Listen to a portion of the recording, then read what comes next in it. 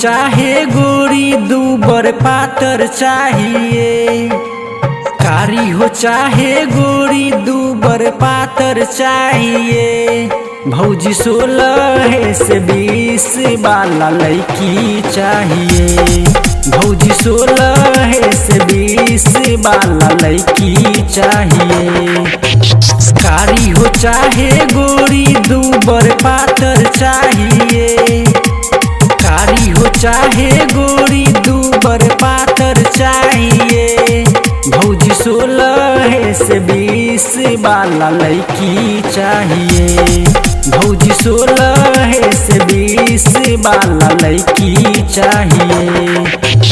अभी आप सुन रहे हैं जय श्री कैसेट कंपनी की प्रस्तुति।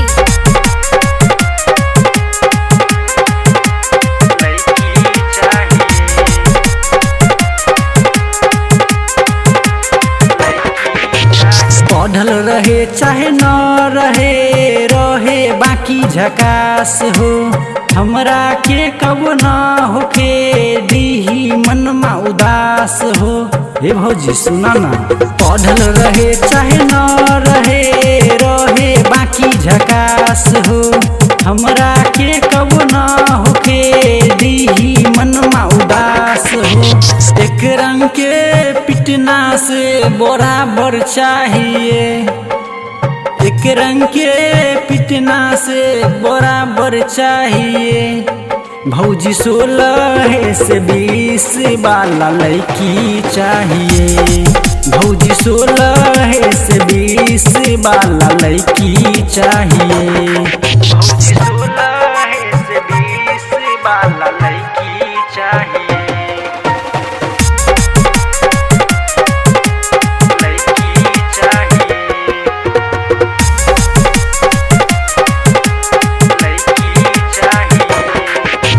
राइटर राजीव के लेके जइह, देखे में तू 60 हो। रवि पप्पू मनोज सोनू के बुझा किनका बात हो। हाँ हाँ, राइटर राजीव के लेके जइह, देखे में तू 60 हो। सरवन विवेक मयंक चंदन के बुझा किनका बात हो। रुपया पैसा नहीं हमें गाड़ी चाहिए, रुपया पैसा नहीं हमें गाड़ी चाहिए। भौजी 16 से 20 वाला लड़की चाहिए, भौजी 16 से 20 वाला लड़की चाहिए।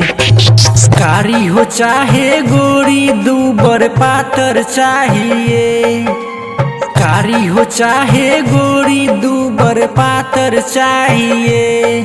भौजी 16 से 20 वाला लड़की चाहिए, भौजी 16 से 20 वाला लड़की चाहिए।